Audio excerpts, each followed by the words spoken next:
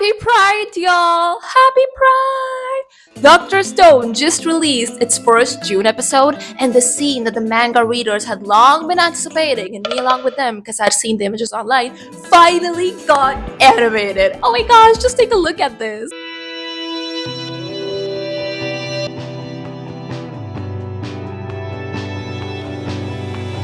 Smoking cigarettes on the roof.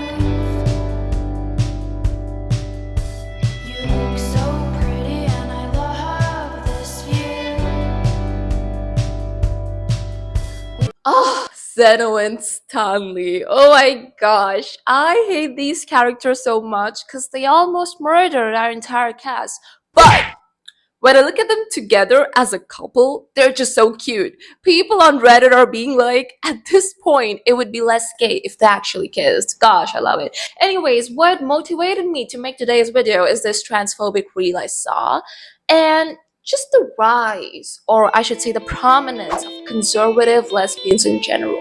Like, to me, conservative and lesbian put together in one sentence just feels grammatically incorrect. So today we're just going to have a talk, okay? Let's try to understand what sets conservative lesbians apart from liberal lesbians and try to unpack and deconstruct a lot of transphobia, because I suspect that transphobia plays a role in conservative lesbianism. Now, I've watched a lot of Ghibli debates, the one with Mehdi Hasan being my favorite. Oh my gosh, if only I had his intellect. Anyways, I watched a lot of Ghibli debates, like I watched conservative lesbians versus liberal lesbians debate, conservative women versus trans women debates, then I've also watched like a fair share of Misha Petrov's videos. She's a conservative lesbian, and notice how she titled some of her videos, like LGB is divorcing TQ. And I'll say it that she's not the only one who reflects this sentiment. So all these debates that I watched, I think I've noticed some patterns, some similar viewpoints, and I can deduce the mentality of conservative lesbians. So here it goes. Now, if you look at the LGBTQIA+ umbrella, you would notice that it consists of people who sexually defy the norm. The norm being heterosexual. Like, a man and a woman must fall in love, then they must marry, have babies, and establish a family unit. But LGB people are lesbians, gays, and bisexuals. However, they're not the only ones who form this community. In this community, we also have people who defy the gender norm. Like, we have trans people, queer people, non-binary people, gender fluid people. Now, if you don't really understand what gender is, watch this video here, but in a nutshell, gender is a social experience. Like, unlike your sex, meaning your penis or your vagina or your chromosomes that you're biologically born with, gender is not innate to you, but it's in fact taught to you. And it's taught to you based on the genitalia you have. So if you're born with a vagina, you're expected to love playing with Barbies, you're expected to learn to cook, be feminine, be unique, wear dresses. Whereas if you're born with a penis, you're expected to love playing with remote control cars. You're expected to learn about the family business, be bulky, and never cry. And these are the two options that the society presents to you, that be either a man or a woman. These are the two binaries that you have to work with, and they're already so limiting. Like, 8 billion of us make up this planet. Do you really think we can all just be neatly divided into these two categories? Do you really think that we're not complex individuals? And even with these two choices, we're still actually choiceless. Like, if you're born with a vagina, you just can't choose to be a man. Now, this view of gender is, of course, very outdated, very limiting, and so we naturally have a lot of people who defy this norm.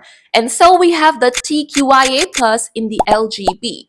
Now, conservative lesbians, as far as I've seen, they differ here, where they only want the LGB in the LGBTQIA+ community, meaning that they only want it to be a space for people who sexually defy the norm, because frankly, they don't understand gender either, or if they do, they just don't care about it. For example, take a look at this clip from the debate, like conservative lesbians versus liberal lesbians, and see what's the first thing that Ariel, this conservative lesbian, says. The LGBTQIA+ community has moved too far to the left. Oof, girl. How many letters are there? How many? 100? Then there's also this another conservative lesbian, Sasha, who says that she feels that their community has been used to push for so many other unrelated social causes. And all the conservatives there agree with her. And I feel like, our community has been used so much to push other things. Like, we're 100%. being used as a shield. So everyone... Queers for Palestine? Really? Really? Go to Palestine as a queer person. See what happens. Then there's like Misha's video that LGB is divorcing TQ. And then in the debate, there comes a moment where they're all discussing trans women, which again cemented my belief that these people don't really understand gender. Because even the ones who claim to respect trans women would still say that trans women are trans women. They would offer the same argument that the fact you have to take hormone therapy to become something means you're naturally not it. You're not naturally a woman. Now, this argument again is so ignorant because it, doesn't understand the difference between gender and sex, but also this stance by conservative lesbians screams hypocrisy because traditionally and biblically, you are not meant to love or be together either. Quoting Ben Shapiro, conservatives' idol, he says that marriage between two people should serve a utility to the state. The utility being having babies and procreating. Under the rubric of are all human relationships created equal in terms of their utility to the state? And the utility to the state is two parents make baby lives with married mom and dad. Then yes, of course, the form of marriage that ought to be subsidized is the form of marriage that produces children. Because for a large part of human history, the ultimate purpose of human beings has been seen to continue to reproduce and make babies so that the human race can go on and on. So I can present the same argument to these conservative lesbians that the fact you naturally cannot reproduce and have babies means you're not naturally and logically meant to be together. But I'll not do that because I'm not a conservative. I understand that the definition of love is always evolving, but isn't it hypocritical that you are allowed to evolve the definition of love, marriage, and family, but trans people or queer people or non-binary people can't do the same with gender because gender is apparently natural. Another thing that I've noticed about conservative lesbians is that they also think and view trans people as predatory. And let's take a look at the reel I mentioned in the beginning of this video. Fall down, Lord, please. Let it fall down, Lord, please. Fall down, Lord, please. Let it fall down, Lord, please. The comments this trans man got for being and predatory. Okay, y'all must be aware of the ever so talked about bathroom debate. That if trans women are allowed entry into women's bathroom, then it gives a free pass to any man to enter women's bathroom. Like any man could just claim that I'm a woman and be allowed entry. Okay, first off, that never happens. Like, do you really think your stereotypical masculinity oozing Chad, if he says in his gruff voice that I am a woman, would be allowed entry into women's bathroom? Like, I'm sorry, but this example is so bizarre. But conservative lesbians, like other conservatives, do believe that trans people are predatory and that LGBTQIA+ community is generally accepted in the society, and the only time law officials go against them is if they're harming kids. Let me illustrate. So in the debate, liberal lesbian Amber is giving an example to conservative lesbian Sasha, telling her that how law is still unfair towards lesbians. So like in Florida, if a lesbian couple is deemed inappropriate, they can be called police on and then serve jail time. Look at what Sasha had to say in response to that. They could face jail time just for if they're someone being calling them and inappropriate having in to front go of through. children, I don't know if that's totally true. fine. That is Amber did not mention kids. And I don't think that lesbians are out there having full-on foreplay in public. They're probably just kissing each other. And I wonder if kissing your partner would still be deemed inappropriate enough to to warrant serving jail time if a straight couple was doing it. But what was Sasha's response? That, oh, if they're doing it in front of the kids, then yeah, okay. Now, this sentiment also carries into conservative lesbians trans discussion, where they feel that because they're harming kids is why society is just not accepting them. They're predatory. And if not in a sexual sense, then at least in like a mind fucking sense. Like they prey on like these young teens' insecurities and manipulate them. For example, a young teen who is just entering puberty and maybe that's the reason they're feeling uncomfortable with their body, get influenced by all these trans influencers. They start thinking that they're trans, then they go to doctors, and doctors who are just money hungry, who just want to profit and make more, misdiagnose them, only for these people to then later detransition in life and deal with the trauma. Now, I'm not going to discount the experience of people who detransition, because that does happen. People sometimes do get misdiagnosed, and that is a real trauma they have to deal with. But the way the conservative lesbians frame this is as if trans people are this dangerous, vile other that shouldn't exist and is based in all kinds of weird, and like the devil, it is trying to take over their kids and fuck them up.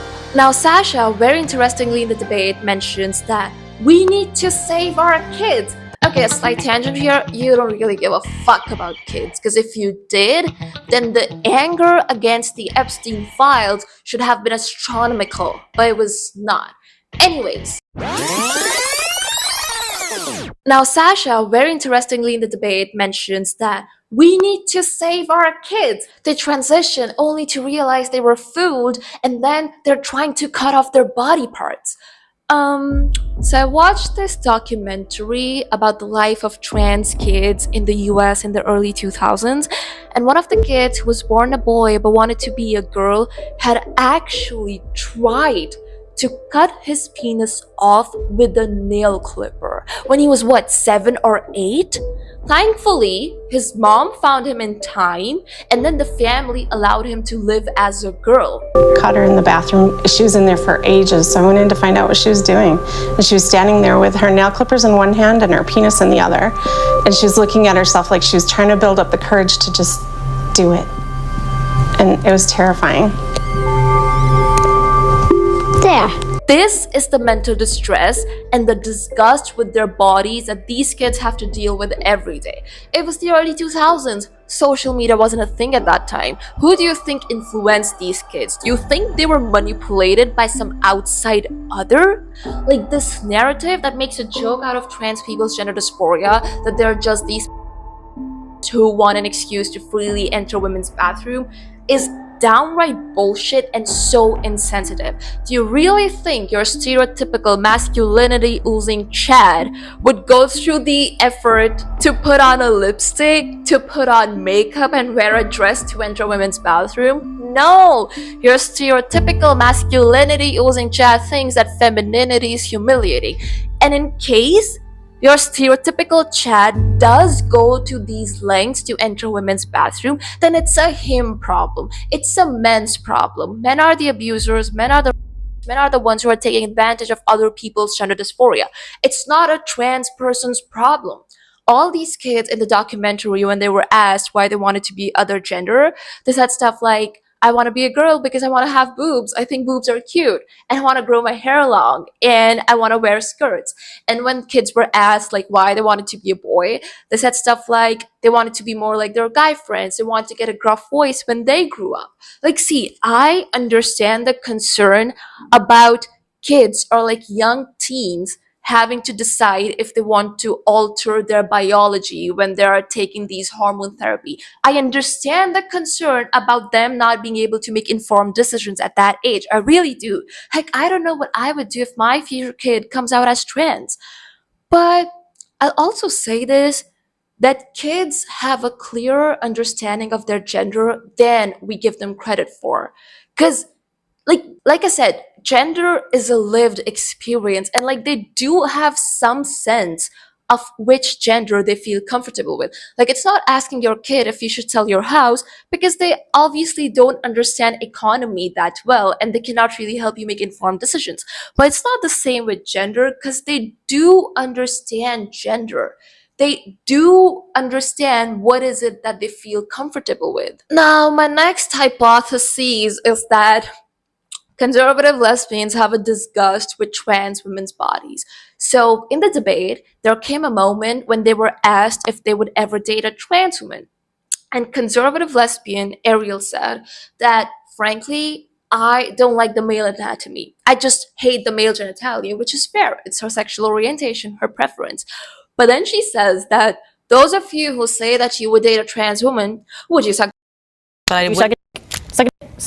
Would you? And then liberal lesbian Amber replied to her that this is not how it goes. This is not how trans women present themselves when they enter the dating space, that, oh, suck my To automatically assume, like, because you went to, are you gonna suck? Often, my trans women friends and the ones that I've dated don't want to show up that way in a sexual space. Like, if the documentary I just mentioned is anything to go by, a lot, I'm not saying all, but like a lot of these trans people aren't happy with their biological body.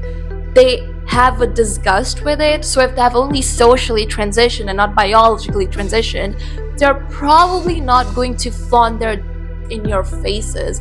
Like, this thought again assumes that trans people are trans just because, and not because of gender dysphoria. Conservative lesbians also don't understand the concept of non-binary people. Non-binary meaning that you identify neither as a masculine person nor as a feminine person.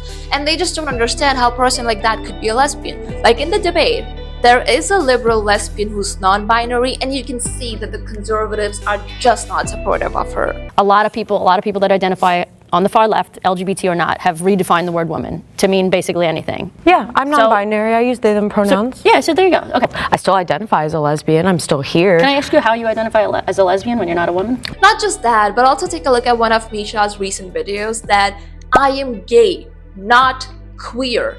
They have a disgust with people who are gender non-conformist because they think that is so illogical. Because two genders, like, they believe in the binary nature of gender because they think that that's natural. You know what I would suggest you to read to, like, broaden your horizons about gender? This piece by Sam Killerman. It's a light read, not too long, engaging enough. And in this piece, Sam talks about why we should look at gender as it's on a scale and not as it's on a spectrum. Let's say that this side is masculine and this side is feminine. And if you lie somewhere here, then this means that you are more masculine. However, for a lot of people, they could be equal levels masculine and equal levels feminine at the same time. For example, someone could be dressed like a trad wife while having arms bulky and tatted enough to not be seen as conventionally feminine. Or it could be that you are not masculine or feminine at all. For example, you could be a person who's always wearing gender neutral clothes, like an oversized hoodie or pants. And this isn't just about clothes, but also the way how you carry yourself. For example, a person could one day be sitting like a regal lady, cross legs, and then the next day sitting like this. One day, that person could want to be treated like a princess, and the next day they would want to be like the man of the house who takes charge. So when we look at gender as if it's on a spectrum, it makes us believe that in order to be more of one, you need to be less of other.